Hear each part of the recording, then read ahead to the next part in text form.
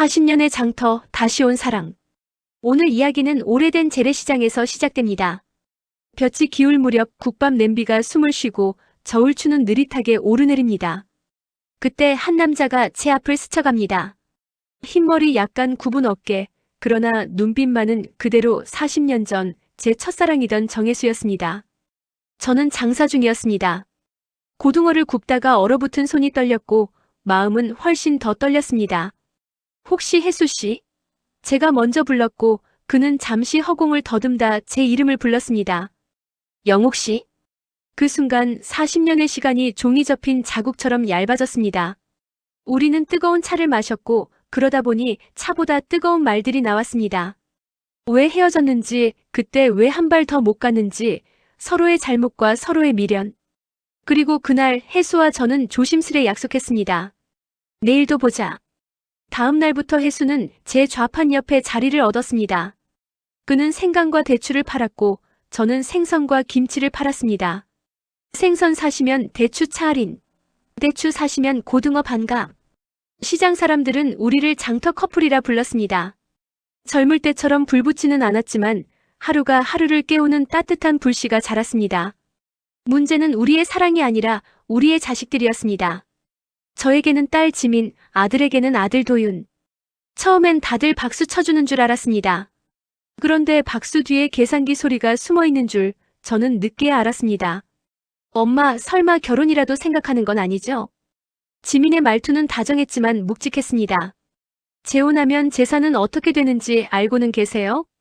도윤은 더 노골적이었습니다. 아버지, 요즘 사기 많아요. 혹시라도. 그들의 걱정은 걱정의 얼굴을 한 욕심이었습니다. 그날 밤 저는 혜수에게 말했습니다. 우리 잠깐 멈출까요? 혜수는 고개를 저었습니다. 멈추는 건 사랑이 아니라 소문이요. 사랑은 제대로 설명하면 됩니다. 우리는 정면으로 나가보기로 했습니다. 둘의 삶을 합치기 전에 종이부터 합치자고요. 저는 통장과 등본을 가져왔고 혜수는 땅 문서와 유언장 초안을 내밀었습니다. 그리고 두 집 아이들을 시장 뒷방으로 불렀습니다. 상속은 사람이 떠난 뒤에야 시작된다. 혜수가 먼저 말했습니다. 살아있는 동안 가진 건 우리의 노년을 지탱하는 지붕이다. 저도 덧붙였습니다. 법은 유류분을 보장해. 내 목숨 법이 지켜. 하지만 남은 몫을 우리가 어떻게 쓰고 싶은지는 우리도 말할 권리가 있어. 아이들의 표정은 굳어졌습니다. 그때 혜수가 봉투 2개를 꺼냈습니다. 지민 씨, 도윤아. 이건 장부다. 우리의 장사 내역, 들어온 돈과 나간 돈, 그리고 너희에게 이미 준 증여 기록. 도윤이 봉투를 넘기다가 멈췄습니다. 이만큼을 우리에게 미리 주셨다고요? 그래. 혜수가 웃었습니다. 나머지는 우리 노년의 병원비와 서로의 밥값이야. 아이들의 표정은 조금 풀렸지만 욕심의 그림자는 쉽게 사라지지 않았습니다. 그날 밤 지민은 제게 메모를 보냈습니다. 엄마 혹시 공동명의는 어때요? 도윤도 아버지에게 속닥거렸답니다. 아버지, 신탁으로 묶으면 안전해요. 그들은 결국 자신의 안전을 말하고 있었고 우리는 우리의 마음을 말하고 있었습니다. 그 다음 주 시장에 소문이 돌았습니다. 장터 커플 결국 파혼한대. 그 소문을 내린 건 저와 혜수였습니다. 우리는 일부러 멀찍이 떨어져 서서 장사를 했고 일부러 서로를 못 본 척했습니다. 이틀째 되는 날 아이들이 달려왔습니다. 엄마, 왜 그래? 아버지, 왜요?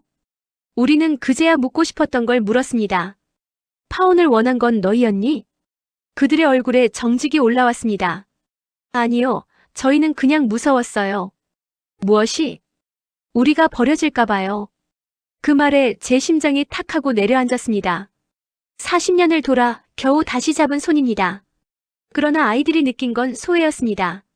혜수가 천천히 아이들 쪽으로 다가갔습니다. 그럼 이렇게 하자. 그가 장부와 종이들을 다시 펼쳤습니다.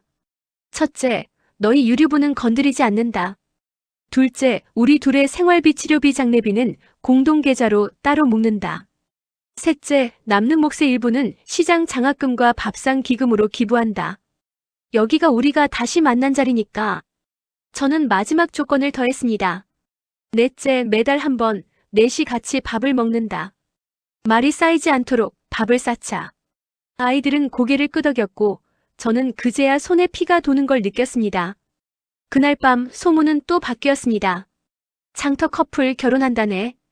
누군가는 혀를 찾고 누군가는 웃었습니다. 하지만 중요한 건 그 다음이었습니다. 식장을 대신해 우리는 시장 한복판에서 약속을 했습니다. 오래 쓴 도마를 앞에 두고 해수는 대추를, 저는 고등어를 올렸습니다. 건강할 때는 대추처럼 달고 아플 때는 고등어처럼 기름지게 서로를 살리자. 시장 사람들은 박수를 쳤고 저 멀리 아이들이 박수 속으로 걸어 들어왔습니다. 시간이 흘러 어느 저녁. 저는 장사 마감표를 접고 해수와 나란히 걸었습니다. 영옥 씨. 해수가 말했습니다. 우리가 사랑을 잃은 게 아니라 그때의 방법을 몰랐던 거였을까? 저는 대답했습니다. 이제 알잖아요. 사랑도 재산도 사람 사이에서 쓰는 법을.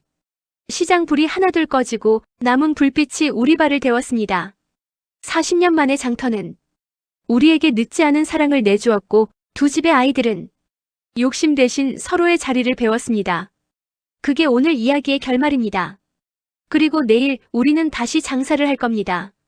함께 벌고 함께 나누고 함께 늙어가면서요.